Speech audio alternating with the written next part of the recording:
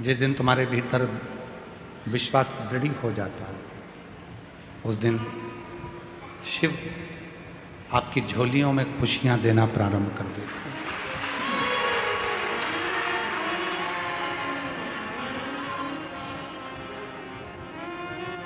हमारे यहाँ एक शिवरात्रि को, एक नवरात्रि को, एक है शिवरात्रि और एक है नवरात्रि। इनको जोड़ा गया है रात्रि से, इनको दिन से नहीं जोड़ा गया, इनको रात्रि से जोड़ा गया।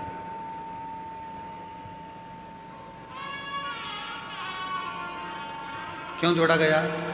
कि शिवरात्रि कहती है, नवरात्रि कहती है कि हर रात्रि के बाद में एक सुबह आना, उसी तरह हर दुख के बाद एक सुख की घड़ी जरूर आना।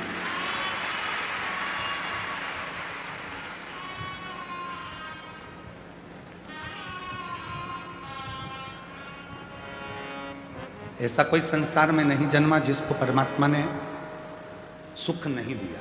थोड़ा संघर्ष हो सकता है, थोड़ा संघर्ष होगा, थोड़ा परिश्रम होगा, पर शिव देगा जी।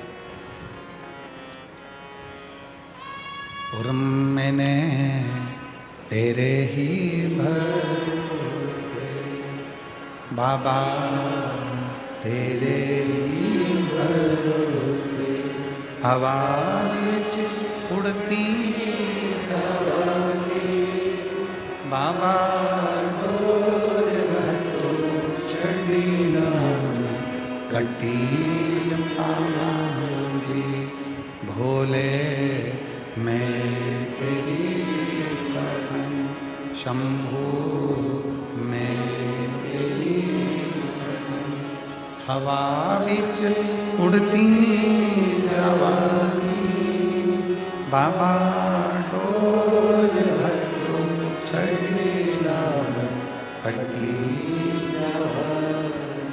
भोले, मैं तेरी कथन।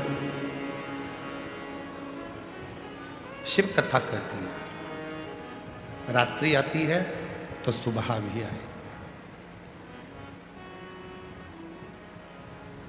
शिवरात्रि हर महीने आती है, हर महीने शिवरात्रि आकर कहती है, और प्रत्येक महीने की शिवरात्रि का अपना अपना एक नियम है।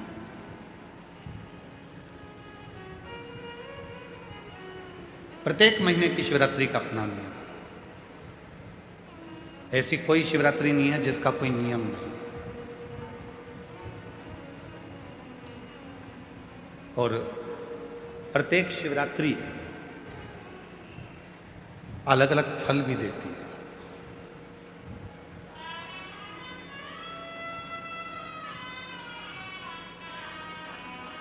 कुछ ना कुछ फल प्रत्येक शिवरात्रि देती है। चलने दे बाबा, गर्मी बहुत है। हाँ रहने दे बस इसको।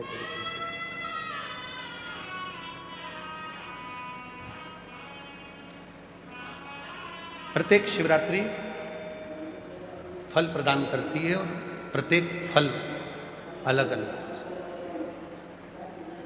प्रत्येक फल जैसे महाशिवरात्रि, श्रावण के महीने की शिवरात्रि, कार्तिक महीने की शिवरात्रि, बैसाख महीने की शिवरात्रि। एक शिवरात्रि श्रावण महीने की जिस पे आप और हम पूरा विश्व पार्थिव शिवलिंग का पूजन करता है। करते हो ना आप लोग? ऑनलाइन जम के तो बोलो, सब करते हैं। ऑनलाइन पूजन पार्थिव शिवरात्रि, उस श्रावण की शिवरात्रि पर पार्थिव पूजन आप और हम सब मिलकर करते हैं। पार्थिव वो श्रावण की शिवरात्रि। यदि कभी मौका मिले तो लिंग पुराण को और शिव महापुराण का अध्ययन करिएगा, पढ़िएगा। उसमें वर्णन आता है श्रावण महीने की जो शिवरात्रि होती है, उस शिवरात्रि पर यदि कोई मनुष्य भूलवश भी मट्टी के भी यदि ढेले को उठाकर उस पर जल चढ़ा देता है तो उसके घर में कभी संपदा की कमी नहीं आती। इतना श्रावण की शिवरात्रि का महत्व है।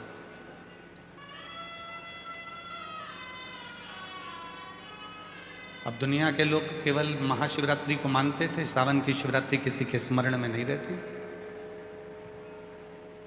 और जब सावन की शिवरात्रि स्मरण में नहीं रहती थी तो वो सावन के महीने में ऐसे ही निकल जाती थी।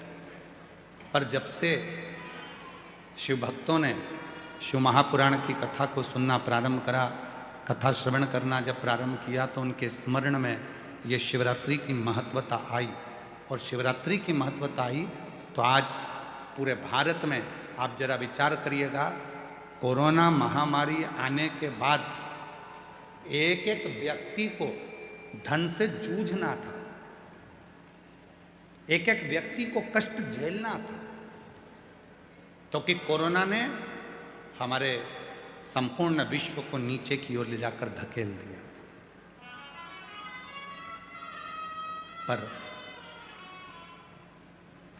संपूर्ण देशवासियों ने जब भगवान शंकर की आराधना, एक लोटा जल और श्रावण के महीने की शिवरात्रि की पार्थिव पूजन करी और अपना संघर्ष, अपनी मेहनत, परिश्रम सबने जो करना प्रारंभ करा, तो आज हमारा भारत फिर उन्नति की ओर बढ़ गया।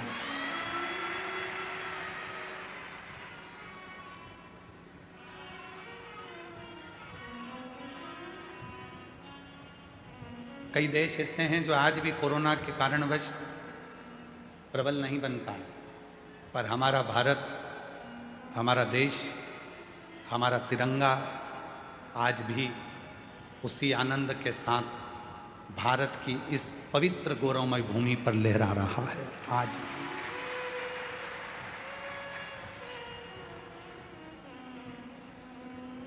कोरोना के बाद कई देश ऐसे हैं, आप लंका को देख लो, आप अन्य देशों को देख लीजिए जिनकी हालत खराब हो गई कोरोना के बाद।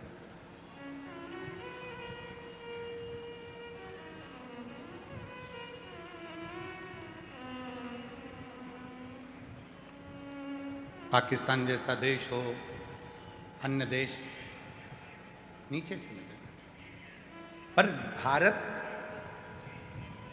आज भी उसी आनंद के साथ खड़ा है। उसका कारण केवल एक है, आपकी मेहनत, आपका परिश्रम, आपकी लगन और राष्ट्र के प्रति आपका समर्पण और शिव के प्रति आपका विश्वास। भगवान देवादिदेव महादेव के प्रति आपका भरोसा, विश्वास। और शंभु शरणे पड़ी मारो घड़ी रे घड़ी, दुख काटो दया करी ने दर्शन आपो। शंभु शरणे मागो घड़ी दुख काटो दया करी निदर्शन आपो।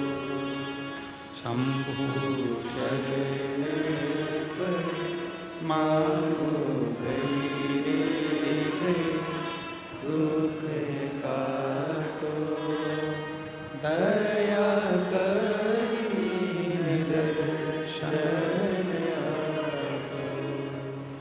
एक पार्थिव शिवलिंग हमारे पूर्व के हजारों हजार पापों को समाप्त कर देता है।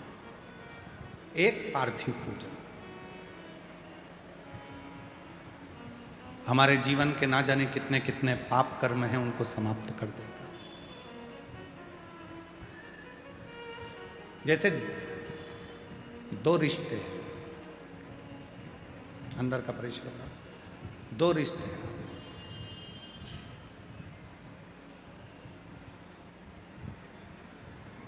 एक आपका परिवार से रिश्ता, इसकी एक उम्र होती है। परिवार का जो रिश्ता है इसकी एक उम्र है। जन्म लिया, रिश्ते बन गए। माँ, बाप, बहन, भाई, बुआ, फूफा, मामा, मामी, मौसा, मौसी, काका, काकी, ताऊ, ताई, नाना, नानी, ये सारे रिश्ते बन गए।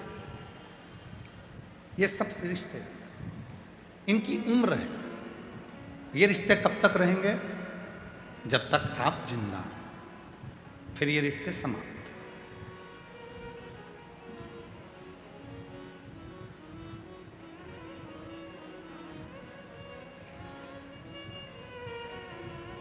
वो रिश्ते फिर समाप्त हो जाते हैं। एक रिश्ता वो होता है जो जन्म लेने के बाद से मरने तक रहता है, और एक रिश्ता वो होता है जन्म नहीं लिया उसके पहले से लेकर मरोगे उसके बाद तक एक रिश्ता चलता है। उसकी उम्र नहीं होती। वो रिश्ता है शिव से रिश्ता, क्योंकि शंकर की कोई उम्र नहीं होती। संसार के लोगों की उम्र है, तो एक उम्र तक का रिश्ता होता है। शिव जी की कोई उम्र नहीं है। आप कहोगे कि भोलेनाथ जी की उम्र का अंदाजा कैसे लगा सकते हैं, तो आप खुद जरा विचार करिए। सती माता प्रसूति के गर्भ से जन्म लेती हैं और गोदी में माता सती हैं। 33 कोटि देवताओं को बुलाया गया, उसमें भगवान देवाधिदेव महादेव आकर खड़े हुए। सती मैया शिव जी को देख रही हैं, शिव सती को देख रहे, सती शिव को, शिव सती को देख। रिश्ता, अब सती मां गोदी में है और भोलेनाथ जी का विग्रह, भोलेनाथ जी का स्वरूप कितना विशाल, किसने जाना?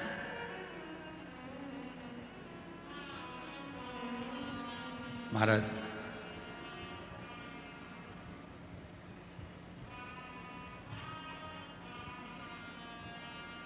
जब भगवान देवाधिदेव महादेव का विवाह सती जी के साथ में हो रहा था, तो सती जी से प्रसूति माता ने कहा था, जरा एक बार शिव जी से उम्र तो पूछ ले सती, जिससे तू विवाह करने जा रही है। एक बार उम्र तो पूछ कि शंकर जी की उम्र कितनी है।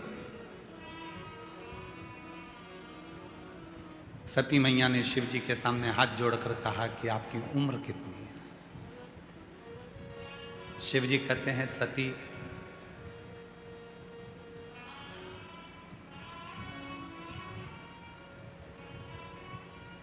ए सती, तेरे 88 लाख जन्म तो मैंने अपनी आंखों से देखे हैं। कितने जन्म? 88 लाख जन्म तेरे मैंने अपनी आंखों से देखे हैं, और तेरे पिता के करोड़ों करोड़ों जन्म मैंने इन नेत्रों से देखे हैं। अब तू अंदाजा लगा ले कि मेरी उम्र कितनी हो। और दक्ष प्रजापति के पिता को भी लेकर आओ, और उनके करोड़ों जन्म मैंने देखे हैं।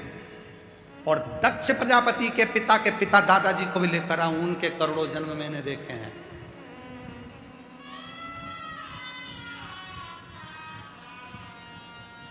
तो सती ने कहा, आपकी कोई उम्र नहीं है कि आप 50 साल, 60 साल, 100 साल, 80 साल, 90 साल, 1000, 5000, जैसे कहा जाता है राम जी महाराज की इतनी उम्र थी, भगवान कृष्ण की इतनी उम्र थी, इतनी उम्र के ये थे, तो क्या आपकी कोई उम्र नहीं? आपकी कोई उम्र नहीं? सती, यदि मेरी उम्र होती तो मैं केवल संसार के लोगों से संसार के बीच में रहकर ही रिश्ते रखता। मेरी उम्र का ठिकाना नहीं है, क्योंकि मैं अमर हूँ। इसलिए जो जन्म लेता है, जो मेरा होता है, जो जन्म नहीं लिया, माँ के गर्भ में भी आया, तब भी मैं उसका साथ देता हूँ। बाहर निकलता है तो भी साथ देता हूँ, मरता है तो भी साथ देता हूँ, मरने के बाद भी साथ देता हूँ। एक रिश्ता, एक संबंध जो मुझसे दुनिया के लोग जोड़ लेते हैं वो संबंध वो प्रबल संबंध होता है कि वो संबंध कभी खत्म नहीं होता, समाप्त ही नहीं होता। और कोई पिछले जन्म के अच्छे कर्म मुझे बाबा तेरा साथ मिला, कोई पिछले जन्म के अच्छे कर्म मुझे बाबा तेरा साथ मिला। जहाँ सारी दुनिया झुकती है, जहाँ सारी दुनिया झुकती है, मुझे वो आली दरबार मिला, दरबार मिला। कोई पिछले जन्म के अच्छे कर्म मुझे बाबा तेरा साथ, कोई पिछले जन्म के अच्छे कर्म मुझे बाबा तेरा साथ मिला। जिसने जान लिया, जिसने वेद को शास्त्र को पढ़ा है, ध्यान करा है, स्मरण करा है, वो जिंदगी में पहचान गया कि शिव है क्या।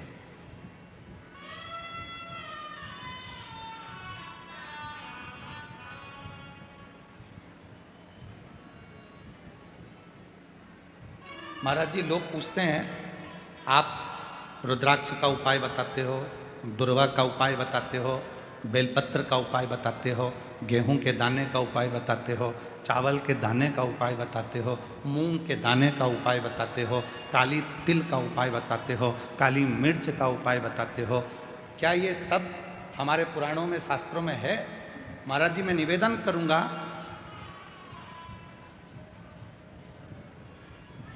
फ्रांस के राजा नेपोलियन ने अपनी वाणी में एक शब्द कहा। नेपोलियन ने कहा कि धरती पर मनुष्य जन्म लेने के बाद तुम्हें जो चाहिए वो तुम्हें मिल सकता है। कैसे? बस तुम्हें जो धरती पर चाहिए वो कहीं ना कहीं किसी ना किसी पुस्तक में हमारे पुरखों ने लिख दिया है। उस लिखे को तुम अनुभव करना चालू कर दो और तुम्हें दुनिया का सारा सुख प्राप्त हो जाए।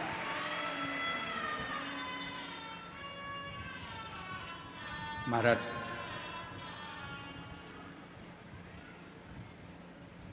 पढ़ना पड़ेगा। पहले टीवी कम थी, पुस्तक ज्यादा थी।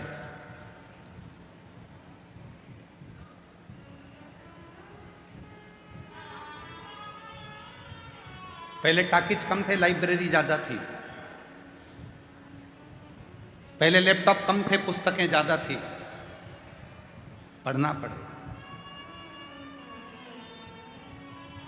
पढ़ो, अध्ययन करो, एक एक पुराण का अध्ययन करो, पढ़ो।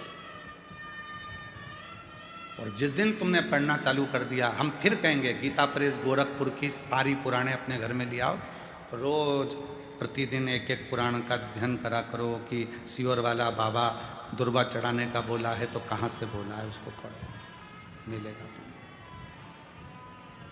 अध्ययन करो, कौन सी पुराण से बोल रहे हैं मालूम पड़े, अध्ययन। सब कुछ लिखा है हमारे वेद व्यास जी ने पुराणों में। ऐसी कोई चीज नहीं है जो पुराणों में या शास्त्रों में वर्णन नहीं कर। 18 पुराण, 6 शास्त्र हमें जो दिए गए हैं, 4 वेद जो हमको दिए गए हैं, अच्छे अच्छे विद्वानों ने अपनी अपनी पुस्तकों में बहुत कुछ हमको दिया है। हम उनको छोड़कर, उसके बाद भी हम अपना सनातन धर्म छोड़कर दूसरे धर्म की पुस्तकों की बड़ाई करें तो चुल्लू भर पानी में डूब मरो।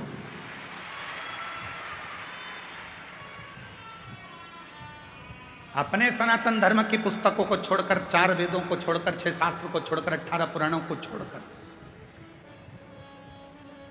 और हमें दूसरा धर्म यदि पसंद आ रहा है कि उनकी उसमें ये लिखा था तो उनके उसमें ये लिखा था तो उनके उसमें ये लिखा था। हमारी पुराणों में, हमारे शास्त्रों में, हमारे वेदों में कम लिखा है।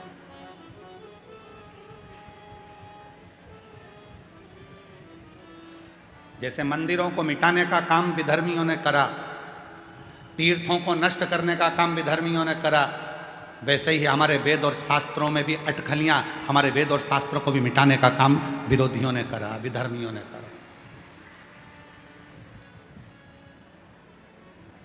पढ़ता नहीं है व्यक्ति, बस कह देता सियोर वाले महाराज जी ने कहा था, ये करा वो करा, सियोर वाले महाराज जी ने बोला था कि बेलपत्र को ऐसे चढ़ाना, ऐसे एक बेलपत्र की डंडी की दिशा की भी मूलता रहती है कि डंडी कहाँ रखना।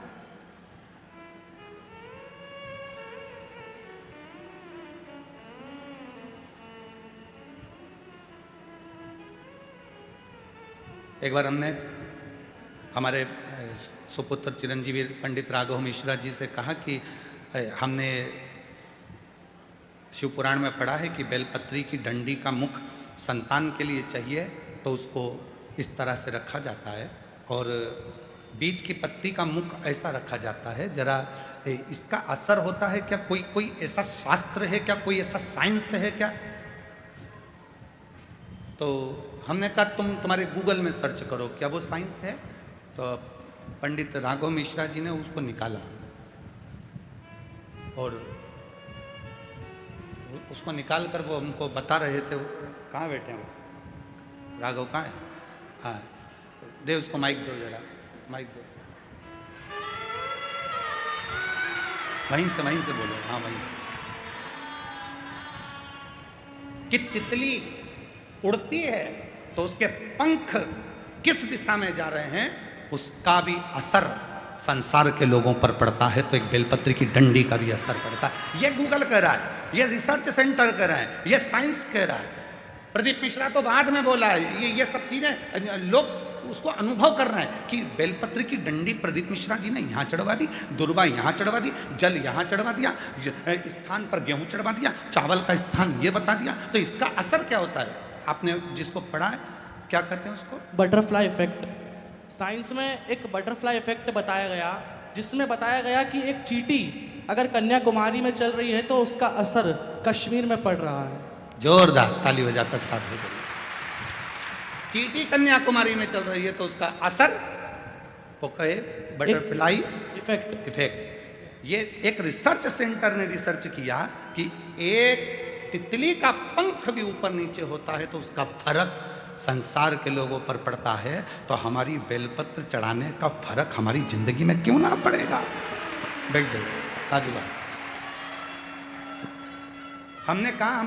हम इसको बोलते आ रहे हैं, लगभग हमको बोलते इन सब चीज़ों को सालों हो गए। तो जरा अब इस पर साइंस कितना काम कर रहा है वो देखो, साइंस काम कितना कर रहा है वो देखो। तो राघव जी ने उसको सर्च मारा, निकाला, फिर उन सब सर्चों को देखा गया कि कितना कौन कौन से देश पर केवल जरा से पंख का असर कितना होता है।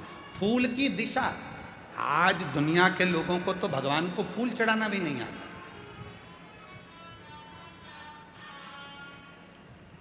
हम आपसे पूछें कि शिव जी को फूल कैसे चढ़ाया जाता है, हम आपसे पूछें कि भगवान को फूल कैसे चढ़ाया जाता है, तो आप फूल दो जरा।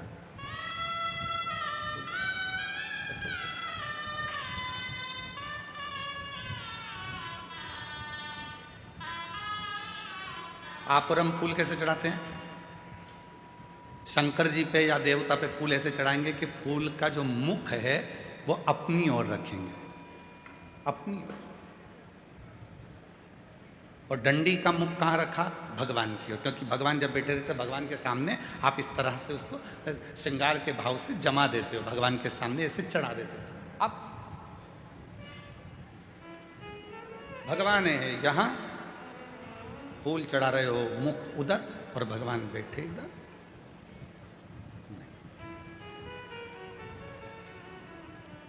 डंडी का मुख अपनी ओर हो और फूल का मुख मेरे परमात्मा की ओर हो। परमात्मा किसी को दिया जाता है तो उसको डंडी से नहीं दिया जाता, उसको पुष्प का अग्र भाग दिखाया जाता है। जब फूल का आगे का भाग उसको दिखाते हैं तो वो समझ जाता है कि डंडी में कांटे हैं और इसने अपनी ज़िंदगी में सारे कांटों को संभाल कर रखा है, तो इसकी ज़िंदगी को मुझे फूल की तरह कर देना है। वो समझ जाता है। वो समझता है। अब हम परमात्मा को रिझा रहे हैं, रोज मंदिर जा रहे हैं, भोलेनाथ जी कृपा करना, भोलेनाथ जी दया करना, भोलेनाथ जी मैं तेरी शरण में हूँ, शिव जी कृपा करना, संतोषी माता कृपा करना, राम जी कृपा करना, गणेश जी कृपा करना, भवानी कृपा करना। सबने भगवान के सामने फूलों को जमा दिया, श्रृंगार कर दिया, पर फूल का मुख परमात्मा की ओर नहीं करा। हम क्या सोचते हैं कि फूल जो भी मंदिर देखे उसको अच्छा लगना चाहिए। उसको ये नहीं देखा कि भगवान को अच्छा लगा कि नहीं लगा, अपने को अच्छा लगना चाहिए। और फल हमें मिला नहीं, पूरी जिंदगी हो गई। 3 चावल के दाने का महत्व हमने पहले कहा था। एक रात्रि को 9:15 पर करने वाला उपाय हमने पहले कहा था।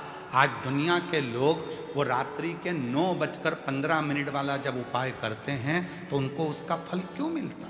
एक पत्र आया, अभी हम पत्र ज़्यादा पढ़े नहीं क्योंकि थोड़ा समय ज़्यादा हो गया था। 2 पत्र पढ़े हैं, अभी पढ़ेंगे जब बीच में कहीं भजन वजन आएगा तो उसमें हम पढ़ लेंगे। तो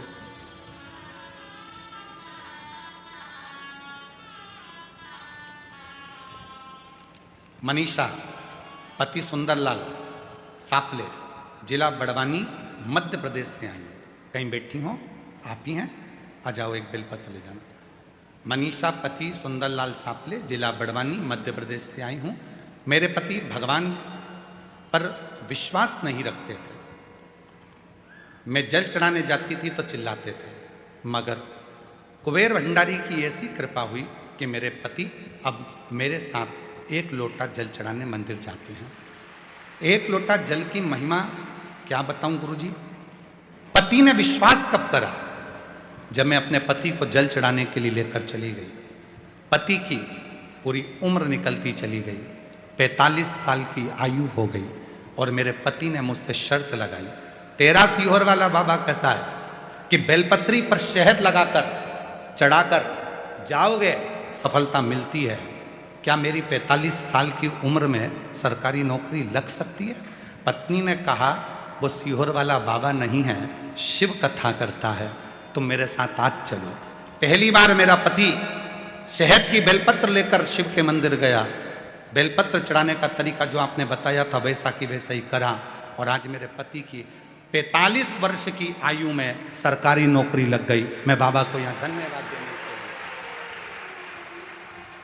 चाहिए। 45 वर्ष की आयु में मेरे पति की सरकारी नौकरी लग गई। मैं बाबा को प्रणाम करने आई हूँ। और दूसरी बात कहना चाहती हूँ, आप कहते हो गेहूं के दाने अशोक सुंदरी वाली जगह पर चढ़ाने से वैभव बनता है। मैंने बाबा को गेहूं के दाने चढ़ाए, जिससे 3/12/2025 को बाबा की कृपा से, आज बाबा की करुणा से मेरा खुद का 2 मंजिल का मकान बन गया। मैं बाबा को धन्यवाद देना चाहिए। शिव किसको कहते, शंकर किसको कहते?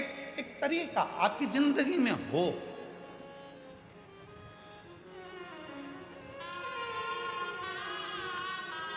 हमारा चिकित्सा विभाग कहता है दूध पीना है तो दूध को पीने के लिए खड़े होकर पिया जाता है और पानी को पीना है तो बैठकर पिया जाता है, शरीर के लिए ठीक हो। उसी तरह शिव को जल चढ़ाने का भी तरीका होता है तो शंकर को पुष्प चढ़ाने का भी तरीका होता है, तो शंकर को चावल का दाना चढ़ाने का भी तरीका होता है। ये दुनिया के लोग जितना विरोध करना है इनको करें, पर उस विरोध का हल जब निकलेगा जब आप खुद अपनी पुराणों में अध्ययन करोगे कि सीहोर वाले महाराज ने बोला, तो बोला कहाँ से, उसका अध्ययन करो, उसको पढ़ो। जैसे नेपोलियन, फ्रांस के राजा नेपोलियन ने कहा कि हमारे बुजुर्गों ने, हमारे गए हुए उन संतों ने अपनी पुस्तकों में सब कुछ लिख दिया, बस उसको तुम जितना अपने शरीर पर उतारोगे उतना तुम्हारा वैभव बढ़ते चले जाएगा। आप उतारो तो शरीर। हम केवल मोबाइल तक रह गए, हम केवल लैपटॉप तक रह गए, हम केवल टीवी तक रह गए, पर हम पुस्तकों को छोड़ दिए, हमने पढ़ना छोड़ दिया, हमने अध्ययन करना छोड़ दिया। सूरत वाले सोमानी जी बैठे हुए हैं, कहाँ है सोमानी जी? हाँ ये बैठे। सोमानी जी के घर पर हम जब सूरत में गए तो इनका बड़ा पोता बहुत बोलता है और वो बड़ा पोता हमारे पास में आकर बैठ गया और पास में बिल्कुल बाजू में आकर बैठा, उसका फोटो भी हम कल आपको होगा तो दिखाएंगे, बिल्कुल बाजू में आकर बैठा और बाजू में आकर बैठकर बोलता है कि बहुत आगे बढ़ने के लिए क्या करना चाहिए? तो हमने कहा खूब पढ़ना चाहिए। तो कहा ये तो मम्मी भी बोलती है, ये तो दादी भी बोलती है। तो हमने कहा गुरु भी यही बोलता है, पढ़ो, तुम बढ़ जाओ। आगे बढ़ने की सबसे बड़ी कुंजी चाबी है तुम्हारा पढ़ना, केवल विरोध करना नहीं, उसको पढ़ो।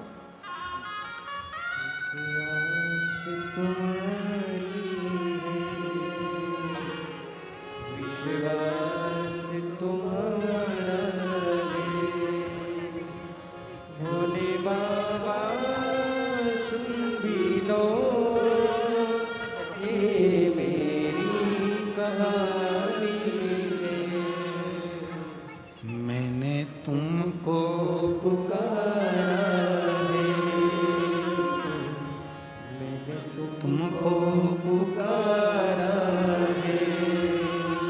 भोले बाबा सुन भी लो ये मेरी कहानी है।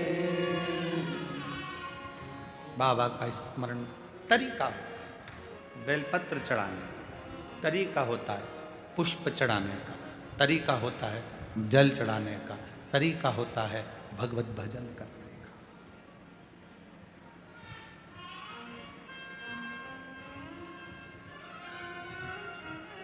सारे तीर्थों में जाइए, हम मना नहीं करेंगे, वहां तुमको जैसा करना है वैसा करो, पर कुबेरेश्वर धाम की धरा पर आओ तो 5 छोटे छोटे कंकर बीन कर उसकी आराधना साधना कर कर बैठ कर 108 बार श्री शिवाय नमस्तुभ्यम कहो।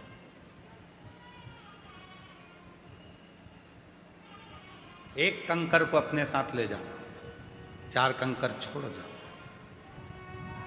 झोली पसार कर प्रणाम कर कर उसको विनय करो कि बाबा तुम्हें मेरे साथ चलना है, बेटी बहुत दुखी है, उसके दुख को हरना है, तुम्हें कृपा करना है, तुम्हें उससे भी।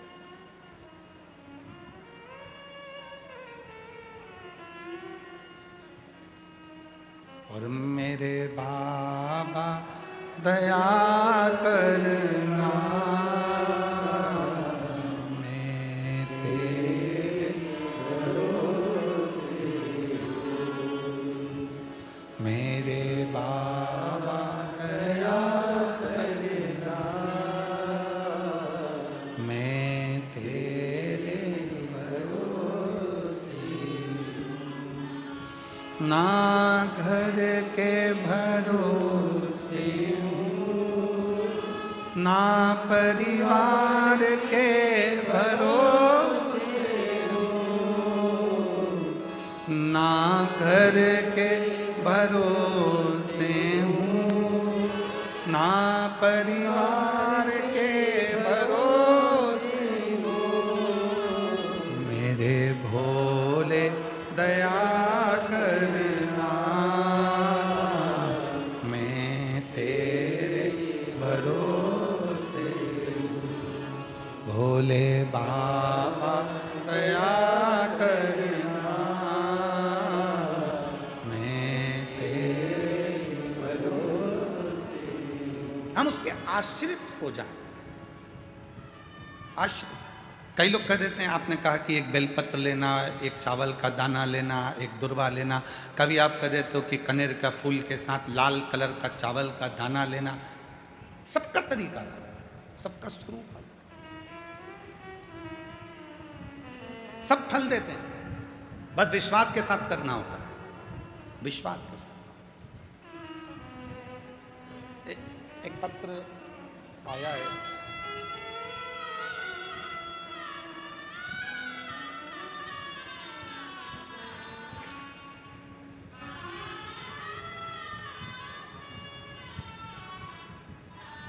मेरा नाम कल्पना भागचंद कदम, मोबाइल नंबर मेरा ये है, छत्रपति संभाजी नगर महाराष्ट्र से आई हूँ। आपके पंडाल की रच का वर्णन करूं, मेरी नातिन अनरवी पवार 6 साल की एक दिन खेलते खेलते 5000 फीट गहरे पानी के टंकी में गिर गए। सूचना घर वालों को नहीं, बेटी को ढूंढ रहे हैं, कहाँ चली गई। बच्चा अंदर पड़ा है, किसी को नहीं मिल रहा। ढूंढते ढूंढते 10 मिनट, 15 मिनट, 20 मिनट हो गए और वो बच्ची मिल नहीं रही। थक गए। तब सूचना मिली कि पानी की टंकी में वो लड़की गिर गई और प्राण उसके लग रहा है कि चलेगा। पूरा घर, कहीं बैठी हों, छत्रपति संभाजी नगर से, मेरा नाम कल्पना भागचंद्र कदम, छत्रपति संभाजी नगर से मोबाइल नंबर है, आ सकते हैं। सूचना मिली कि वो तो अब हाथ से निकल। माँ रोती बिलखती, क्या करती क्या? अगर बच्ची आई हो तो उसको ला सकते हैं। जवाब दे दिया, चली गई, हो गई पूरी। मां रोती रोती शिव के मंदिर में गई और भगवान शंकर को जल चढ़ाकर उसका पानी, अब पानी में तो डूबी थी और पानी ही चढ़ा के लिए और लाकर बेटी का मुख खोलकर, उसके शरीर में पहले कितना पानी भरा था, वो पानी उसके मुख में डालकर जो पेट को दबाना प्रारंभ करा, डॉक्टर से कहा कुछ तो करो, जो दबाया, हल्की सी हांपड़ी भराई, जो आधे घंटे से पानी की टंकी में पड़ी थी वो जिंदा निकल गई। ये शिव है, इसको शिव कहते हैं, इसको शंकर कहते हैं। याद आया उसको, सियोर वाला बाबा बोला था 1 लोटा जल सारी समस्या का हल है। याद आया, दौड़ पड़ी, मेरी बेटी मेरे हाथ से चली, दौड़। फिर कल वाली लाइन याद रखना, अरे भीड़ में तन्हा प्यास की गहराई में मुझे तुम याद आते हो, मुझे तुम याद आते हो। भीड़ में तन्हाई में प्यास की गहराई में मुझे तुम याद आते हो, भोले तुम याद आते हो। याद आए, जिस समय उलझन में फंसे और उस समय पर वो परमात्मा याद आ जाए तो समझ लेना कि वो याद नहीं आया है, वो तुम्हारे दुख को हरने के लिए आकर खड़ा हो।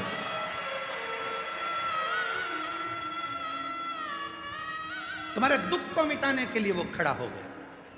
वो याद नहीं आया, वो स्वतः आया, स्वतः। रोते नहीं, अब खुश हो जा। अभी तो पापा ने दे दी बात, रोते नहीं, आंसू बचो, आंसू खुश। शंभू प्रणाम करो बाबा। यही बेटी है जो आधे घंटे तक पानी की टंकी में पड़ी रही है। पानी शिव है, वो शंभू है, उसको शिव कहते। ले प्रणाम।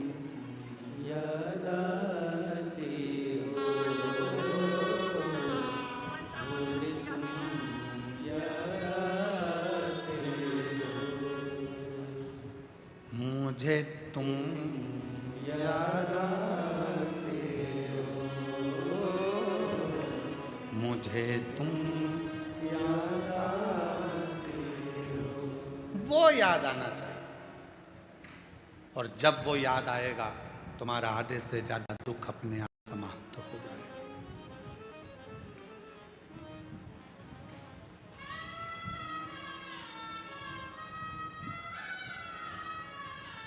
उसको याद किया, वो सामने हो। शिव पुराण केवल पुराण नहीं है, शिव पुराण विश्वास है, शिव पुराण भरोसा है, शिव पुराण दृढ़ता है। शिव के मंदिर में केवल जल चढ़ाने नहीं, शंकर जी के मंदिर में विश्वास लेकर जाना प्रारंभ करिए, शिव आपके सम्मुख में होंगे। मेरा शंकर भगवान ये नहीं देखेगा कि तेरा जो दूध शिव जी पे चढ़ा रहा है वो कितना गाढ़ा है।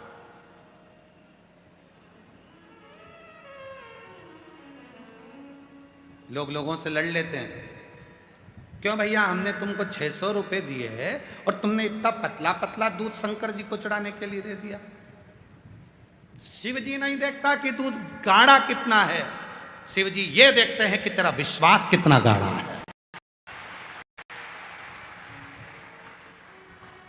क्यों? धनियाबाई की कथा का स्मरण करिएगा। गीता प्रेस गोरखपुर के कल्याण अंक का धनियाबाई का एक प्रसंग आता है। एक हरियाणा की रहने वाली धनिया जो शिव के मंदिर जाती थी, पूरे गांव के लोगों के पास में गाय भैंस सब थी, धनिया के पास में कुछ नहीं था। कल्याण का ये अंक और कल्याण अंक का ये विश्वास की कथा जरा ध्यान दीजिए। धनिया के पास में ना गाय थी ना भैंस थी, कुछ भी नहीं था, क्योंकि धनी नहीं था तो होगा क्या। पर शिव की भक्ति बहुत थी, शंकर की भक्ति। और शिव भक्त की जो भक्ति होती है इसकी परीक्षा बहुत होती है। धनिया के पास कुछ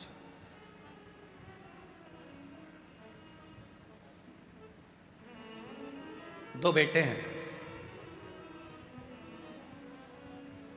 दोनों दिन भर काम करते हैं, थोड़ा सा जो मिलता है उससे गुजारा कर लेते हैं, जो मिल गया। शिवरात्रि का उत्सव आ गया।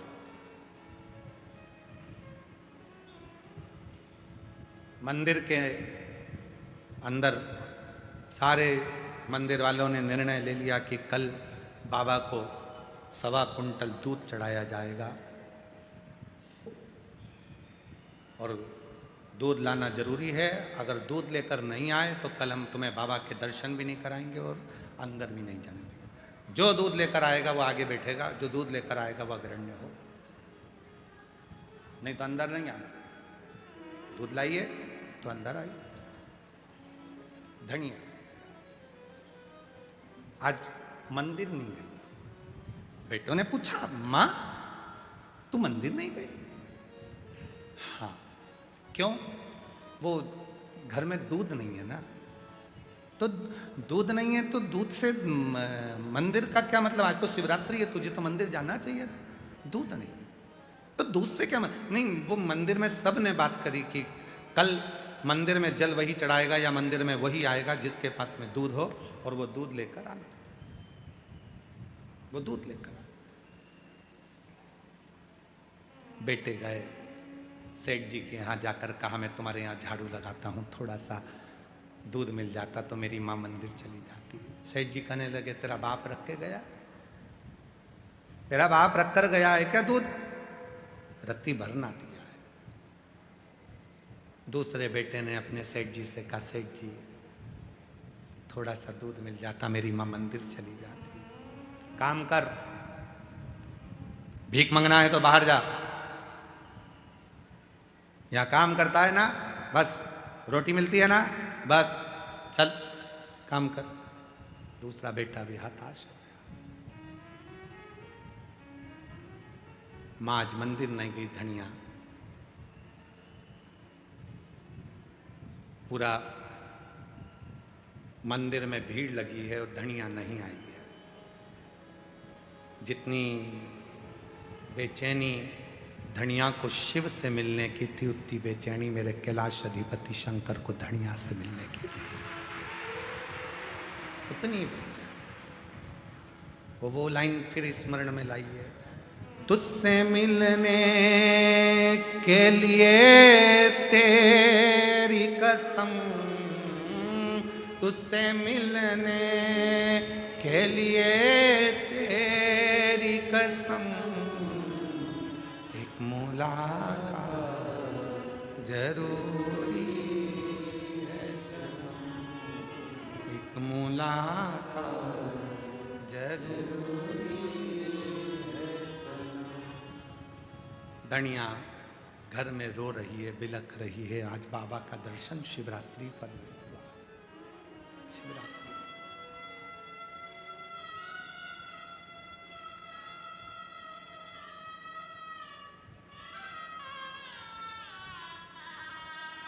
चलिए, मेरा भोला बाबा गाढ़े दूध को नहीं देखता, मेरा भोला बाबा गाढ़े विश्वास को देखता है। गाढ़े विश्वास। धनिया निवेदन कर रही है, शंभो आज तू बड़ा सजा होगा, आज शिवरात्रि है। मेरे पास दूध नहीं है ना, तो इसलिए मैं आई नहीं हूं। पर कल थोड़ी ना दूध की जरूरत पड़ेगी, कल तो मैं मंदिर आऊंगी, जल चढ़ाऊंगी। जैसे कुबेरेश्वर धाम का फुलेरा दूज, रुद्राक्ष महोत्सव की सबसे बड़ी जान होती है फुलेरा दूज। उसी फुलेरा दूज के दिन जो रुद्राक्ष कैसे भी होते हैं, इतने प्रबल और सिद्ध हो जाते हैं कि वो औषधि का कार्य करना चालू कर देते हैं। उसी फुलेरा दूज की महत्वता कुबेरेश्वर धाम पर रहती है, इसलिए दुनिया के लोग 7 दिन की शिव महापुराण में फुलेरा दूज का दर्शन करने कुबेर भंडारी की चौखट की धूल लगाने के लिए आते हैं।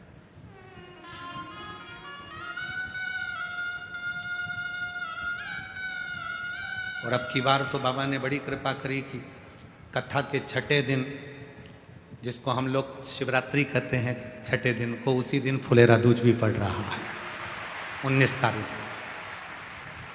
तो कथा की जो शिवरात्रि है वो भी 19 तारीख को है, और फुलेरा दूज भी 19 तारीख। फुलेरा दूज भी 19 तारीख। और शिव महापुराण की कथा, शिव महापुराण की शिवरात्रि और फुलेरा दूज, तीनों का संगम इस कुबेरेश्वर धाम पर, बाबा के धाम पर होगा। और पूरा विश्व उसको, पूरी दुनिया उस फुलेरा दूज के महाउत्सव को देखेगी। जनमानस के आनंद का केंद्र।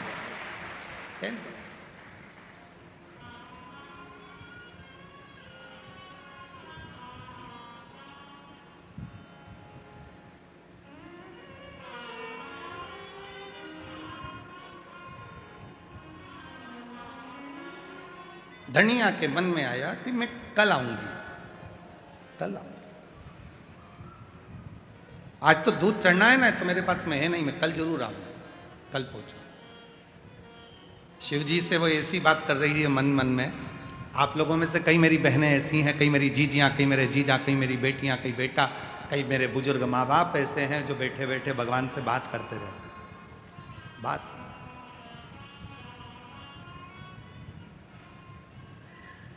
कल आऊंगी मैं। और दूसरे दिन पहुंच गई, लोटा भर के जल था। दरवाजे से अंदर जा रही थी, एक बुजुर्ग, मस्तक पर त्रिपुंड लगा हुआ था, बड़े बड़े नेत्र थे, बड़ा सुंदर सा दिख रहा था। डंडा टेक कर आकर खड़ा हो गया। माँ, ए माँ, थोड़ा सा दूध दे देना तेरे लोटे का, थोड़ा सा दूध तेरे लोटे का दे दी ना। धनिया कहती है, रे बाबा, सटिया गया के, हरियाणा की भाषा है, सटिया गया है के?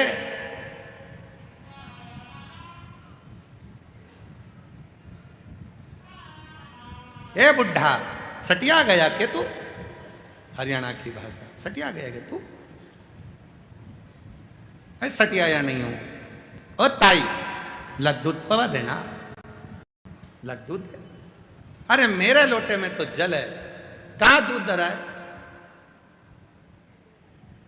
दे तो दे, पानी पिला दे ला।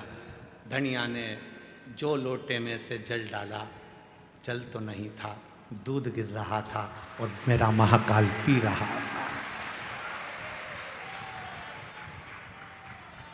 लोटे में से जल गिर रहा था और मेरा महाकाल पी रहा था।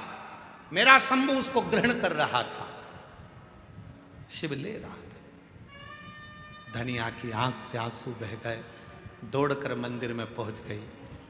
शिव लिंग के सामने कहती है, आज तो तेरी ये बेटी ना दूध ला पाई ना जल ला पाई। शिवलिंग में से महाकाल प्रकट होकर कहते हैं, मैंने तो बाहर ही तुझसे दूध ले लिया था। तो जल विश्वास है तो सियोर का कंकर भी शंकर है, और विश्वास नहीं है तो पूरी दुनिया में कितने भी मंदिर चले जा, तुझे शिव कभी नहीं मिल सकता। शिव नहीं मिल सकता। मेरा वो घड़दानी, मेरा शंभू, मेरा त्रिकालदर्शी, मेरा कैलाशी, मेरा अविनाशी, मेरे शिव गाढ़ा दूध नहीं देखते। मेरे शंकर भगवान गाढ़ा विश्वास देखते हैं कि तेरे अंदर विश्वास कितना है, भरोसा कितना है, दृढ़ता कितना, भरोसा कितना, विश्वास। और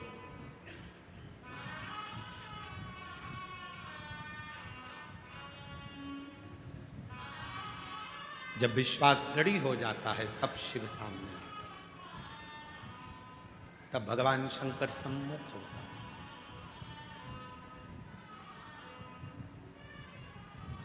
उसको पहचानने के लिए बहुत कुछ जरूरत नहीं है कि तुम बहुत सारा आडंबर दिखाओगे, बहुत सारा दिखावा करोगे तो शिव तुम्हारे सम्मुख में होंगे। शिव को कुछ नहीं, शिव तो सहज सरल, शिव शिव है। भगवान सहज हैं, सरल हैं, उनको कुछ नहीं, उनको तो भोला सा स्वभाव, भोला सा स्वरूप। चलो ये कथा भी जान दो, एक महाभारत की कथा भी आती है। महाभारत का एक चरित्र आता है। महाभारत की कथा में एक वर्णन आता है, कुरुक्षेत्र में महर्षि मुद्गल जी रहते थे, शिव के भक्त थे। एक नियम उन्होंने अपनी जिंदगी में बनाकर रखा था मुद्गल जी ने, महर्षि मुद्गल ने एक नियम बनाया था। फसल कट जाती थी, फसल के दाने जो जमीन पर गिरते थे उन दानों को, फसल के दानों को उठाकर लाते थे, उससे भोजन पकवाते थे और उससे 3 भाग कर देते थे। 1 भाग परिवार का, 2 भाग एक संत ऋषियों का और दूसरा घर पर आए हुए अतिथियों का। 3 भाग होते।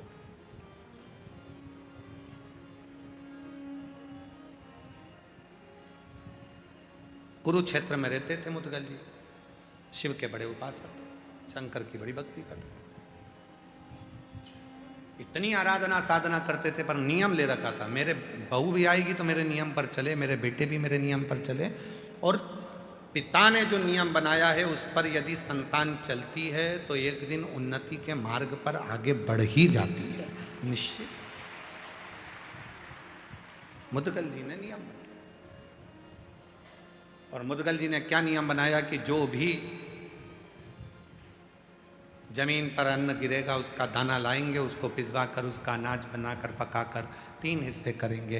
1 हिस्सा भगवान ऋषियों के लिए, दूसरा तिथियों के लिए और तीसरा अपने परिवार के। यही क्रम चलता रहा, चलता रहा, यही क्रम चलता रहा।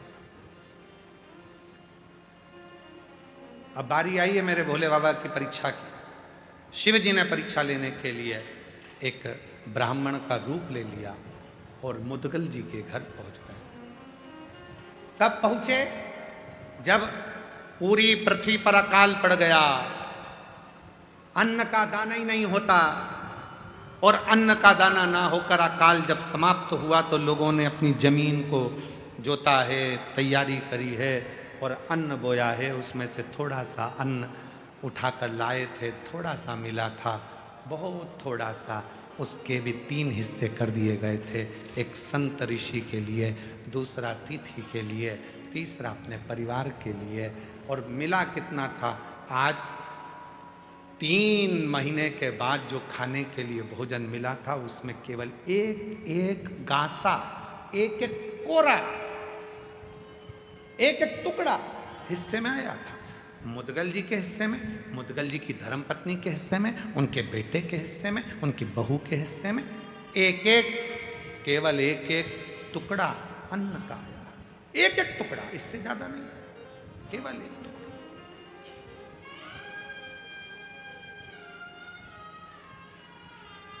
बाबा पहुंच गए। बहुत परीक्षा लेता है बाबा। कल आपको कथा में कहा था, सबसे पहले याद रखना, शिव तुम्हें धन नहीं देंगे, दौलत नहीं देंगे, संपदा नहीं देंगे। शंकर भगवान सबसे ज्यादा तुमको क्या देंगे? तुम्हें प्रखर, प्रबल धैर्य धारण करना तुम्हें सिखा देंगे, तुम्हें मजबूत कर देंगे। सबसे पहले शिव तुम्हें मजबूत ही देते हैं, तुम्हें प्रबल बनाते हैं। इतनी ठोकर मारेंगे, इतनी ठोकर मारेंगे कि तुमको मजबूत बना देंगे। और ठोकर जिंदगी में याद रखना, ठोकर कभी पहाड़ से नहीं लगती, ठोकर हमेशा छोटे मोटे पत्थर से ही लगती है। ठोकर कभी पहाड़ से नहीं लगती। कौन है जिसको पहाड़ से ठोकर लगी? एक को लिया पकड़ के कि जिसको पहाड़ से ठोकर लगी हो। पहाड़ से ठोकर कभी किसी को नहीं लगती। ठोकर हमेशा छोटे मोटे पत्थर से ही लगती है। इसलिए घर जो टूटता है वो छोटी मोटी बात से टूटता है, बड़ी बात तो धरी की धरी रह जाती है। बहुत बड़ी बड़ी बात निकल जाएगी, बहुत बड़े बड़े काम निकल जाएंगे, बहुत बड़ा बड़ा समय निकल जाएगा, पर छोटा सा समय व्यक्ति को झंझोड़ कर रख देता है। वो छोटा सा, क्योंकि ठोकर छोटे पत्थर से ही लगती है, छोटे पत्थर।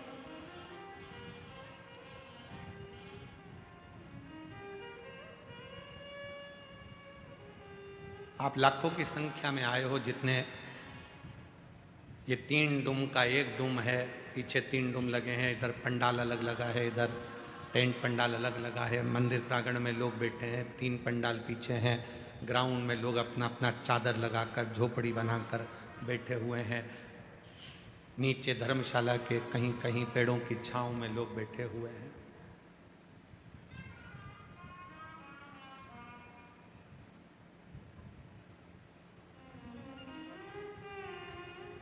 हमको उम्मीद नहीं थी कि तुम इतने लाखों की संख्या में तुम यहां पहुंच जाओ।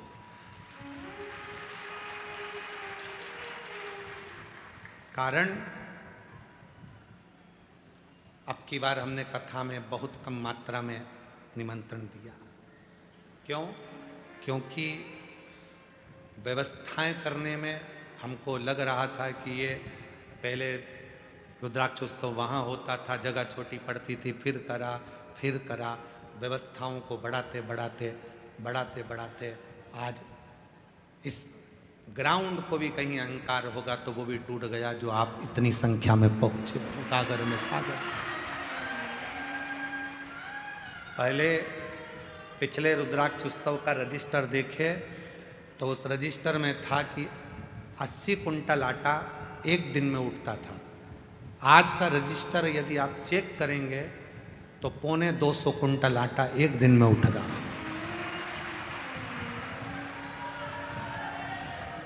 परोसने वाले ये पूरे मालेगांव की टीम बैठी हुई है और 250 कुंटल आटा और लगभग 250 कुंटल चावल प्रतिदिन का उठता है बाबा के, प्रतिदिन 250। उतना ही मिक्सचर, उतनी बूंदी, उतना ही मक्खन बड़ा, सब सामग्रियों का अंदाजा जरा लगाया जाए। और आप लोगों ने गागर में सागर भर दिया। समिति ने भी पूरी व्यवस्थाएं कि शौचालय आपको मिले पक्का, कहीं इधर उधर भटकना ना पड़े, जी आराम से स्नान कर सकें। 5 रुपए की पानी की बोतल, पीने के पानी के लिए बड़े बड़े, जो हमने पहले कहा था कि नगर पालिकाओं में बड़े बड़े आरओ के पॉइंट लगते हैं, ऐसा केवल कुबरेश्वर बाबा के इन भक्तों के लिए, बाबा के लिए लगाया है। ऐसे चार्जिंग पॉइंट, पार्किंग स्थल समिति की ओर से निशुल्क, पानी निशुल्क, भोजन निशुल्क, ठहरना आपका निशुल्क, सब शिव भक्तों की है, शिव भक्तों को लगा भक्ति है।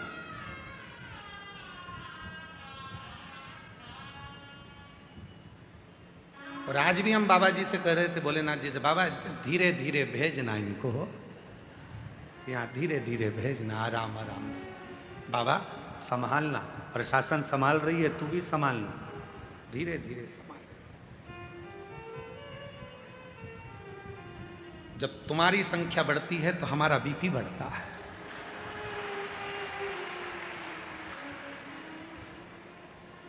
लोग पूछते महाराज जी आज तुम्हारा चेहरा उतरा है, ये बढ़ गए हैं।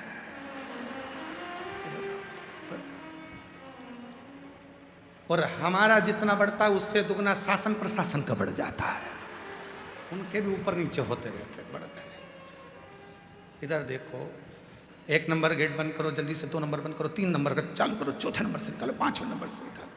प्रयाग का मेला और सीहोर का रुद्राक्ष महोत्सव एक बराबर का है, एक बराबर। तो संभालना बहुत बड़ी जवाबदारी मध्य प्रदेश शासन की, प्रशासन की होती है। आज मैं पुनः पुनः मध्य प्रदेश सरकार को, मोहन सरकार को बहुत साधुवाद देता हूं, जिन्होंने बहुत सुचारू रूप से इसको संभाला। प्रशासन, सीहोर प्रशासन बहुत संभाल रहा है, बहुत समिति कर रही है, पर साथ में प्रशासन सब संभाल। और मेरे नगर के सारे पत्रकार बंधु, सोशल मीडिया, इन सबको साधुवाद देता हूं, जिन्होंने इतना स्तंभ के साथ में इस कार्यक्रम को संभाल कर रखा है। रोज प्रतिदिन सदविचारों से, सद्बुद्धि से, सदानंद के साथ इसको प्रेषित किया है।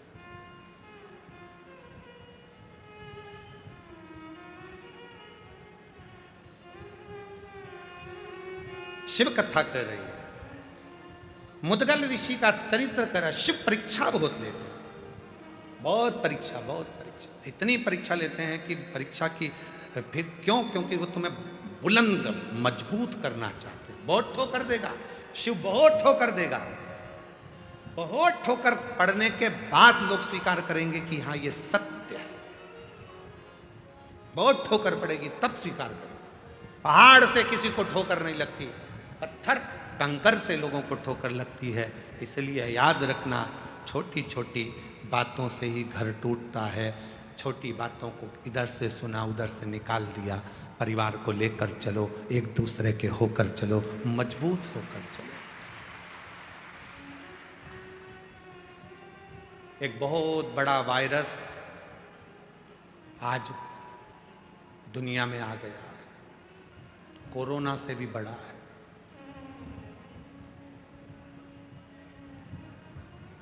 उससे बचना है। पूरी दुनिया में एक वायरस आया है और बहुत बड़ा वायरस है, उससे बचना है। वो कोरोना से भी बड़ा है, बर्बाद कर देगा तुमको। वो वायरस का नाम है क्या बोला, किसने बोला, कब बोला, क्यों बोला, मेरे लिए बोला, तेरे लिए बोला, किसके लिए बोला, क्यों बोला, कब बोला, कैसे बोला, सही में बोला कि गलत में बोला, मेरे लिए बोला। ये वो वायरस है जो तुम्हारे घर को भी और तुम्हें भी एक दिन बर्बाद करके रख देता है। ये वायरस तुम्हें भी बर्बाद कर देता है, तुम्हारे घर को भी बर्बाद कर देता है, अपने आप को भी बर्बाद कर देता। क्यों? मेरे लिए बोला था, हाँ मेरे लिए। उसने बोला, कब बोला, कैसे बोला, क्यों बोला, किसने बोला, ये बोला ही वायरस है। कैसे बोला, उसकी इतनी हिम्मत, मेरे लिए बोला, कब बोला, ये वायरस है बहुत बड़ा। ये व्यक्ति को बर्बाद कर देता। और जिस दिन तुमने सोच लिया आग लगे बस्ती में, अपन रहो मस्ती में, क्या किसको रोइए, चादर तान के सोइए, वो वायरस दिमाग से निकल जाएगा। बोल दिया तो बोल दिया, जान दे। अपन तो कड़ी चावल खाओ और श्री श्रीवाय जान दे, बोले जान दे। क्या कर भजन, शिवोहम बोलो, शिवोहम शिवोहम शिवोहम। जब तुम्हें लगने लगे कि ये बहुत ज़्यादा महान दिख रहा है और मैं तो उसके आगे हल्का दिख रहा हूँ, तब याद करना क्या बोलना है, शिवोहम, मैं शिव हूँ, मेरे अंदर शिव है, मैं शंकर, मैं ओ घड़दानी, मेरे भीतर शिव समाया है। शिवोहम शिवोहम शिवोहम शिवोहम। शिव को भजो, शंकर, शिव का स्मरण, तब सुख है। और ध्यान दें, तेरे डमरू की धुन सुन के मैं काशी नगरी आई हूँ। तेरे डमरू की धुन सुन के मैं काशी नगरी आई हूँ। तेरे डमरू की धुन सुन के मैं काशी नगरी आई हूँ। मैं काशी नगरी आई हूँ। मैं काशी नगरी आई हूँ। मैं काशी नगरी आई हूँ। मैं काशी नगरी आई हूँ। मेरे भोले ओ भोले मैं काशी नगरी आई हूँ। मेरे भोले ओ भोले मैं काशी नगरी आई हूँ। सुना है हमने ओ भोले तेरी काशी में गंगा में। सुना है हमने ओ भोले तेरी काशी में गंगा में। सुना है हमने ओ भोले तेरी काशी में गंगा में। उसी गंगा मैं काशी नगरी आई हूँ। उसी गंगा को नहाने को मैं काशी नगरी आई हूँ। ओ भोले मैं काशी नगरी आई हूँ।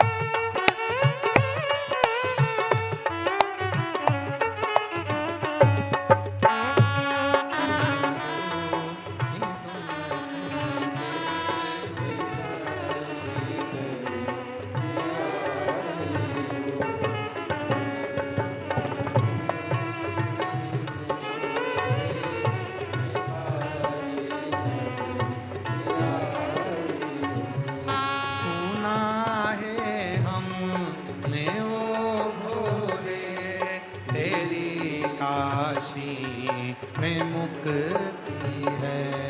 सुना है हमने ओ भोले तेरी काशी में मुक्ति है। सुना है हमने ओ भोले तेरी काशी में मुक्ति है। सुना है हमने ओ भोले तेरी काशी में मुक्ति है।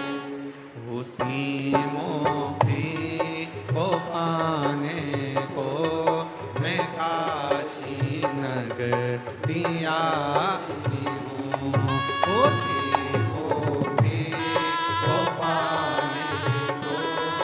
मैं काशी नगरी आई हूँ।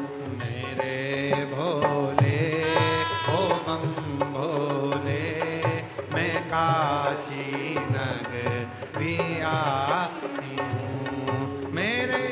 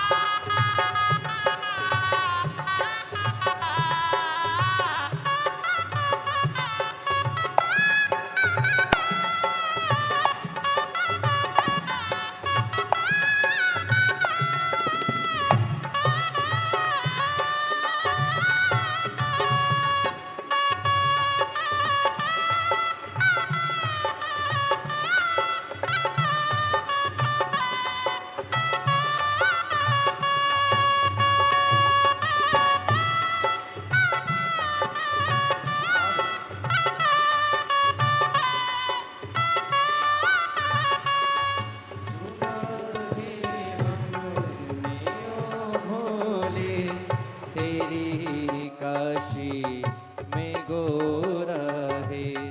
सुना है हमने ओ भोले तेरी काशी में गोरा है। सुना है हमने ओ भोले तेरी काशी में गोरा है। उसी गोरा को पाने को मैं काशी नगरी आई हूँ। उसी गोरा को पाने को मैं काशी नगरी आई हूँ। मेरे भोले ओ बम भोले मैं काशी नगरी आई हूँ। मेरे भोले ओ बम भोले मैं काशी नगरी आई हूँ।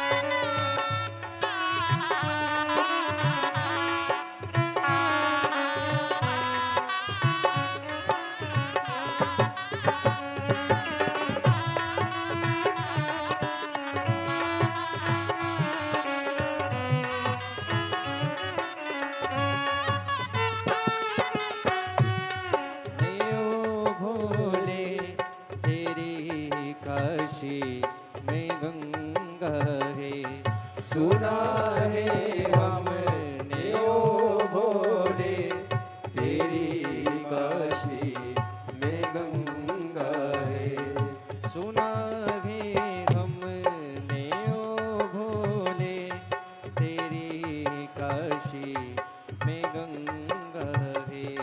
सुना है हमने ओ भोले, तेरी काशी में गंगा है। उसी गंगा को नहाने को मैं काशी नगरी आई हूँ। उसी गंगा को नहाने को मैं काशी नगरी आई हूँ। मेरे भोले ओ बम भोले, मैं काशी नगरी आई हूँ। मेरे भोले ओ बम भोले, मैं काशी नगरी आई हूँ। मेरे भोले ओ बम भोले, मैं काशी नगरी आई हूँ। मेरे भोले ओ बम भोले, मैं काशी नगरी आई हूँ। मेरे भोले ओ बम भोले, मैं काशी नगरी आई हूँ। बड़े दोनों हाथों से ताली से बजाओ।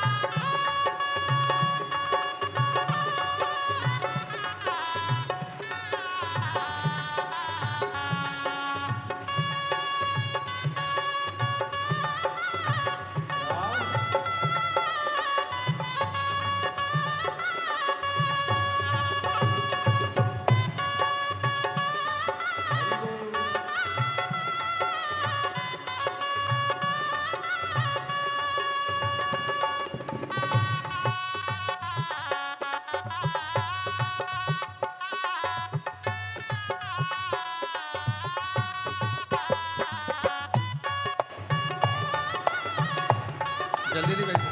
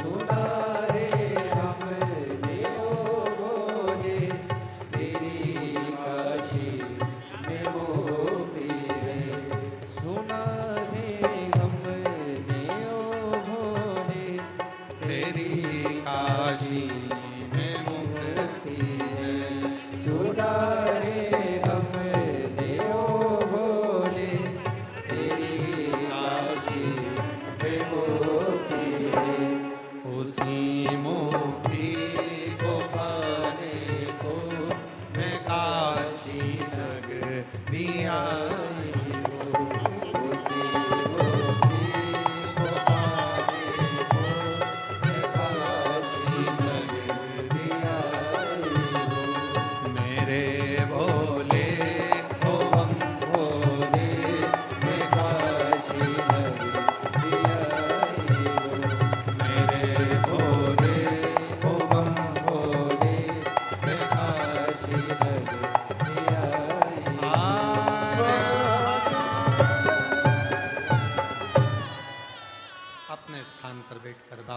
अपने मन का भाव कहिए, दिल से प्रार्थना करो, विनय करो, निवेदन करो, बाबा को अपने मन का भाव कहिए। जहाँ जगह मिले वहाँ बैठें और हृदय से बाबा को अपने मन का भाव कहो, शिव से प्रार्थना करो। आज कथा का चतुर्थ दिवस है। 3 दिन की कथा हो रही है। बाबा देवादिदेव महादेव की यह पवित्र भूमि कंकर शंकर की धरा, रुद्राक्ष महोत्सव 2026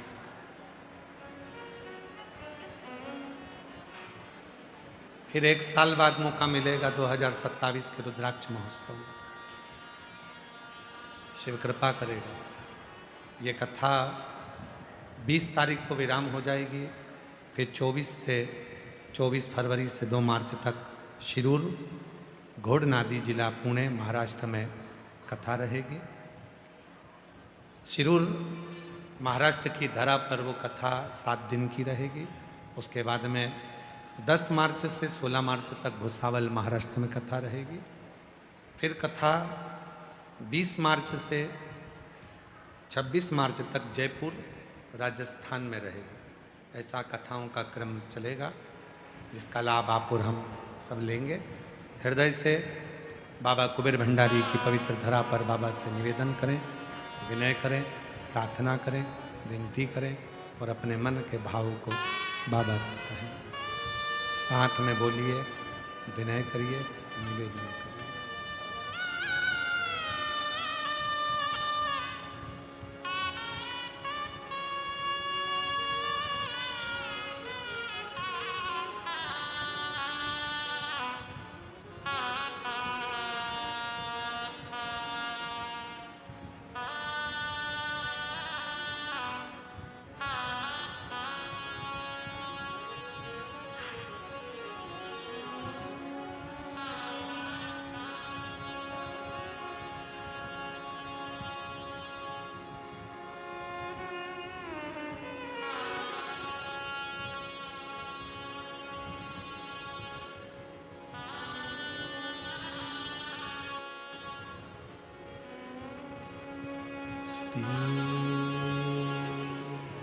शिवाय नमस्तुभ्यं।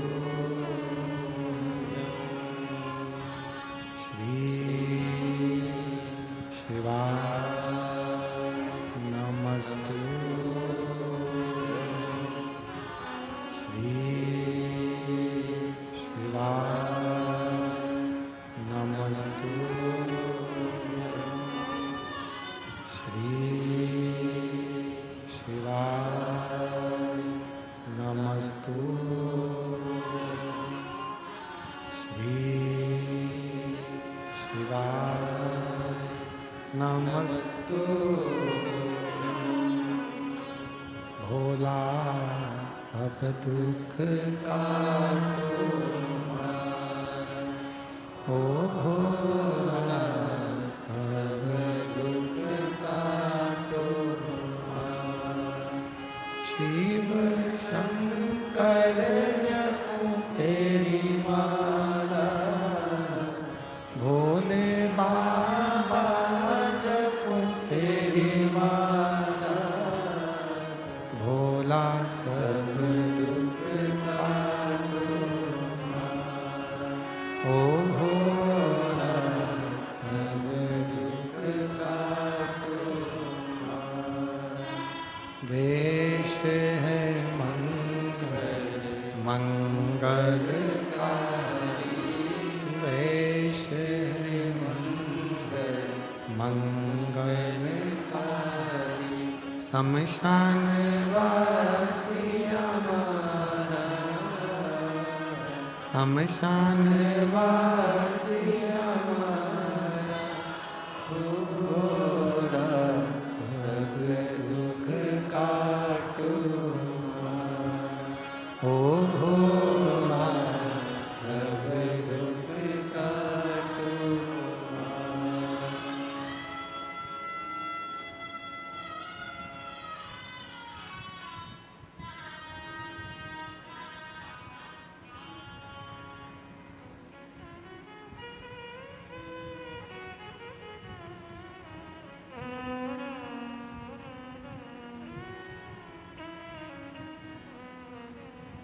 बाबा देव अधिदेव महादेव भगवान शिव ओगड़दानी त्रिकालदर्शी कैलाशी अविनाशी भगवान शंकर की पवित्र कथा कह रही है।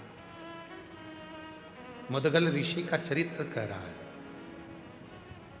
महर्षि मुदगल जी की परीक्षा लेने के लिए भगवान ने एक रूप धरकर अतिथि का आ गया। 3 महीने से अन्न का दाना नहीं मिला था पूरे परिवार को। आज बैठे थे एक एक गासा लेकर भोजन करने के लिए। दरवाजे पर दस्तक दी। मुदगल जी भोजन कर रहे थे, उठकर गए, दरवाजा खोला। क्या बात है? भूख लगी है, मुझे भोजन चाहिए। आओ बैठो। अपना भोजन का थाल उठाकर दे दिया। बाबा ये लीजिए, ये पतल आप भोजन करो, ये लो।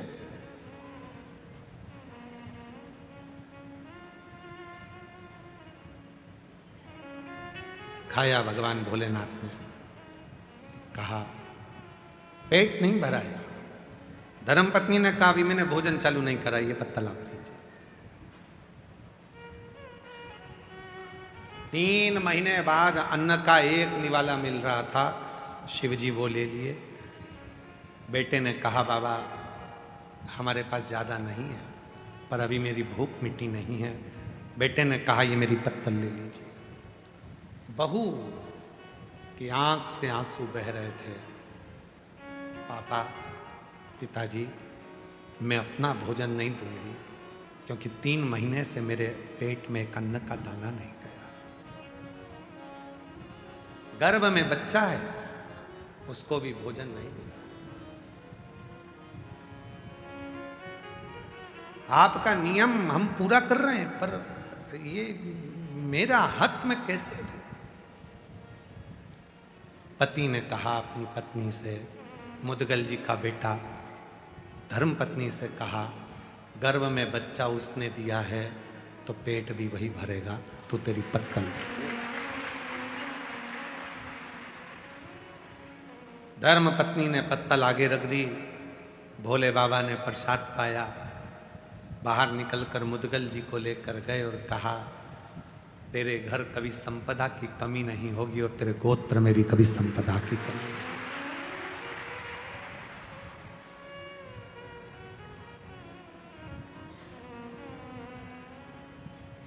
श्रद्धा थी, समर्पण था, और श्रद्धा और समर्पण जहां होता है वहां का यदि एक अन्न का दाना भी मिल जाता है तो वह हमारी जिंदगी में सुख उत्पन्न कर देता है। सुख। कई लोग कहते हैं गुरुजी हम यहाँ बहुत अमेरिका के यजमान हैं, बेंगलोर के यजमान हैं, मुंबई के यजमान हैं। आप देखिए हमारे ये बड़े बड़े जिनके अमेरिका वाले जो मुख्य यजमान पद ग्रहण करे हैं, उनको उनके और भी जो अमेरिका की मेरी जीजी आई हैं, कहीं कहीं से आए हैं, कहीं बेंगलोर से आए हैं, सबकी बहुत विशाल विशाल काम है। अमेरिका में भी भारी काम है और जगह जगह पर काम है। और कहीं कपड़े वाले बैठे हैं तो उनकी फैक्ट्रियां हैं, तो कोई की शोरूम है, तो किसी का करोड़ों का काम है, किसी का करोड़ों का टर्नओवर है। ऐसे ऐसे यजमान बैठे हैं। हमने इनसे कहा कि आप लोगों की व्यवस्था हम नहीं कर पाएंगे इतना कि आपके लिए बहुत वीआईपी हमारे पास में रूम नहीं है, और ना हम अलग से कोई भोजन बना पाएंगे कि आप लोगों को हम अलग से कोई पकवान खिला पाएंगे। उन्होंने कहा गुरुजी हमें जिसने पूर्व में जो जजमान बना था उसने हमको बताया कि अगर प्रसाद पाना है तो एक बार कुबेरेश्वर दरवाजे का प्रसाद पाकर जाना, जिंदगी में सुख का मिले। इसलिए हम धाम में रुकना चाहते हैं, किसी होटल में नहीं। हम धाम का भोजन करना चाहते हैं, किसी होटल का। हमें यहाँ का अन्न में थोड़ा सा मिल जाए, थोड़ा बहुत बहुत।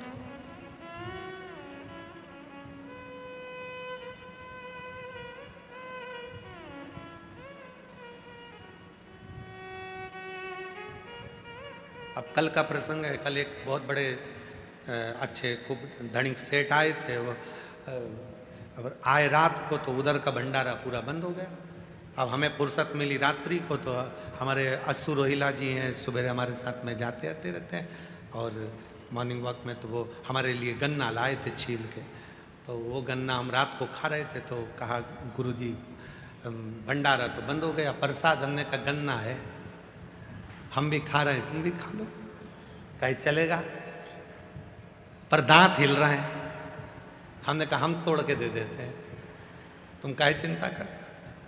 प्रसन्नता के भाव में बाबा के दरवाजे पर आए हो, कुबेर भंडारी के यहाँ, कुबेरेश्वर महादेव के यहाँ, दिल से भाव से जो प्रसाद पाओ उसको इस भाव में पाना कि मेरे शरीर में अगर कोई रोग हो, बीमारी हो, तकलीफ हो, तो मेरे बाबा उसको समाप्त करना, मेरे जीवन में खुशियाँ, सुख। जितनी समय कुबेर भंडारी के यहाँ रहो, 2 दिन, 5 दिन, 3 दिन, 1 दिन के लिए भी अगर कुबेरेश्वर धाम आ रहे हो, रुद्राक्ष महोत्सव में आ रहे हो, तो ये भाव लेकर आना कि मेरे बाबा मुझ पर करुणा करना। बहुत आस लेकर आई, बहुत विश्वास है। कुछ पत्र, एक पत्र में एक बहन ने लिखा, देखिए, मेरा 19 साल का लड़का है, मेरा नाम बलराम यादव, जिला साहेबगंज, झारखंड का रहने वाला हूँ। पिछले वर्ष दीपावली के समय कुबेरेश्वर धाम आया था। मुझे किसी ने कहा था कि यहाँ बाबा सुनता है, मैं आ गया। मेरा लड़का है 19 साल का, जो बचपन से बोलता नहीं है, निपट गूंगा है, बोल नहीं सकता। गुरुजी, उसने जिंदगी में एक उसके मुंह से आ शब्द भी नहीं निकला, क्योंकि उसकी जीवान में शब्द नहीं था। लोग उसको गूंगा कहते थे। उसकी शारीरिक स्थिति भी ठीक नहीं थी। मैं उस बेटे को लेकर बाबा के यहाँ दिवाली मनाने आया था। मैंने सुना है कि दीपावली के दूसरे दिन खजाना मिलता है। मेरा खजाना तो मेरा बेटा, मेरे बाबा से जो मांगा बाबा ने दे दिया। आज मेरा बेटा थोड़ा थोड़ा बोलना चालू कर दिया, जो 19 साल से नहीं। पत्र में कुबेरेश्वर धाम आया था, फिर मैंने यहाँ पूजा की और घर चले गया। लड़का 19 साल का है, मेरा बेटा बचपन से बोल नहीं पाता था। गुरुजी, आपके कहे अनुसार कंकर शंकर की पूजा कर, बिलपत्र चढ़ाकर घर में बाबा को जो बेटे को देना प्रारंभ करा, आज मेरे बेटे की वाणी आई है। अब वो मुझे पापा और माँ सब बोलता। 19 साल बाद उसकी जिह्वा बोली है। ये शिव है, ये भरोसा। 19 साल से उसकी वाणी नहीं थी। बाबा, मैं जिला साहेबगंज, बलराम यादव, झारखंड का रहवासी हूँ। आज रुद्राक्ष महोत्सव 2026 में मेरे बेटे ने अपने हाथों से कंकर शंकर की पूजन करी है, और बाबा की कृपा से ऐसी कृपा हुई कि आज मेरा बेटा थोड़ा थोड़ा बोलने लगा। कहीं बैठे हों तो हाथ हिला सकते हैं, और अगर कहीं बैठे हों, हैं कहाँ है? आए, बेटा आया है साथ में, कहाँ है? पीछे खड़ा है जो। आ जाओ बाबू, आओ, आ जाओ, एक बेलपत्र लेकर जाइए, आओ।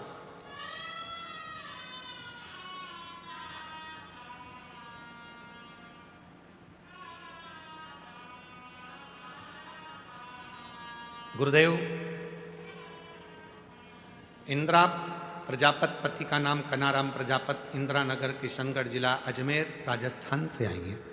कहीं बैठी हों तो हाथ हिला सकती हैं, अगर आई हों तो बेलपत्र लेने के लिए आ सकती हैं। इंदिरा नगर, किशनगढ़ जिला, अजमेर, राजस्थान। इंदिरा प्रजापत, पति कनाराम प्रजापत। मेरे भोले बाबा का क्या वर्णन करूं। मेरा बेटा 2018 से सरकारी नौकरी की तैयारी कर रहा था, आपकी पर हर बार असफल हो जाता था। फिर पहली बार आपकी कथा टीवी पर सुनना प्रारंभ करा।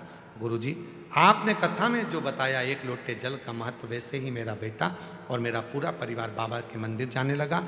2.5 साल की पोती भी बाबा से विनती करती थी, और आज बाबा की ऐसी कृपा हो गई गुरुदेव कि शिव की कृपा से 16 जनवरी 2026 को बाबा की कृपा से बड़ोदरा की कथा पंडाल में बैठकर सुनी। आप कहते हो कि पंडाल में बैठकर जो मांगा जाता है वो शिव देता है, और मेरे बाबा ने, मेरे बेटे ने मेरा कहना माना, पंडाल में गया, बैठा, कथा सुनी, और बाबा की कृपा से आज मेरे बेटे की सरकारी नौकरी लग गई। मैं बाबा को प्रणाम करने के लिए यहाँ आई हूँ। साथ में मेरी बहू भी आई है, प्रणाम।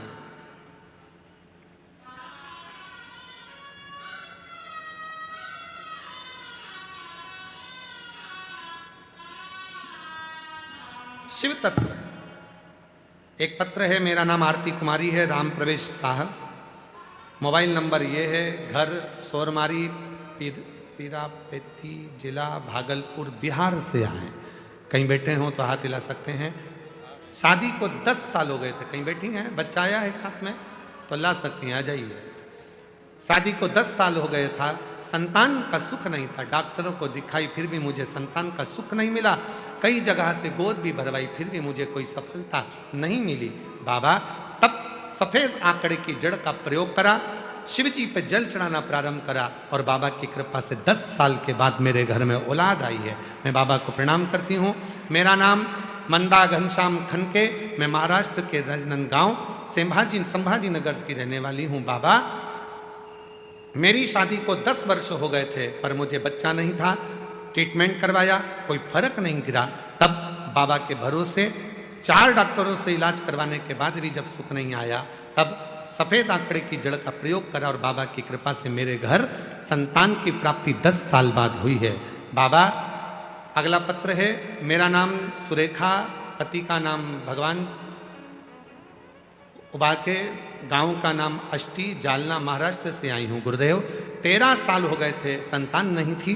बाबा की कृपा से सीहोर कुबरेश्वर धाम आई थी, और बाबा से विनय कर गई, सफेद आंकड़े की जड़ का प्रयोग करा।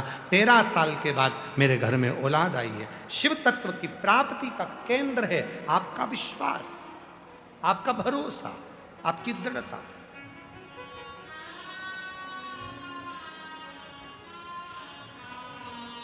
उसका विश्वास। और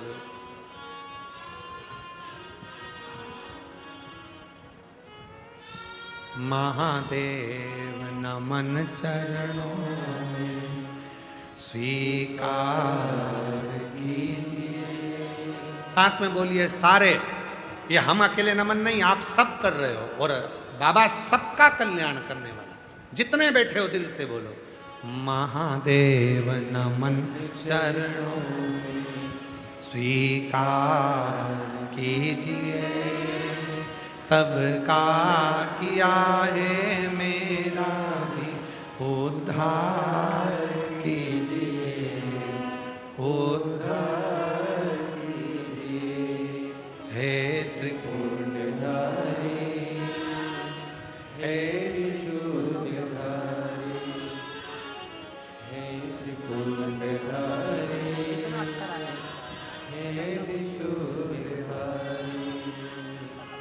चरणों में तेरे बाबा जी, पावन मेरे चारों धाम। माइक लो।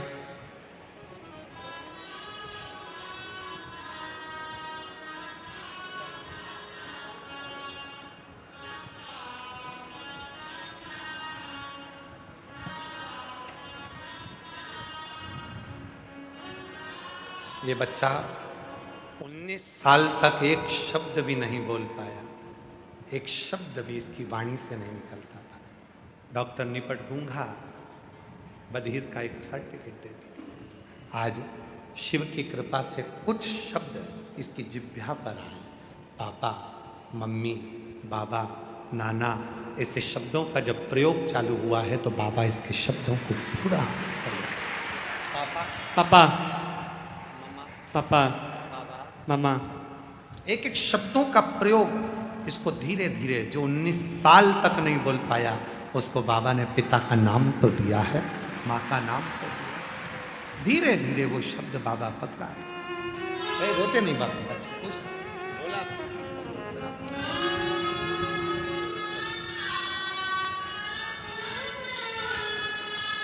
रिश्ता तेरा मेरा सबसे प्यारा, रिश्ता तेरा मेरा सबसे